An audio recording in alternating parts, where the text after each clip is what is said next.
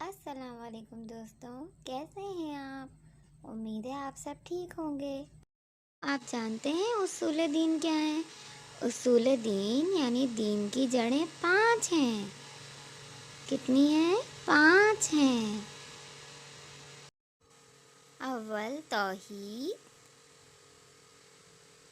دوسرے عدل،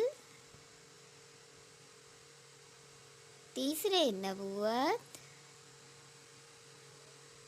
چوتھے امامت، 5ویں قیامت۔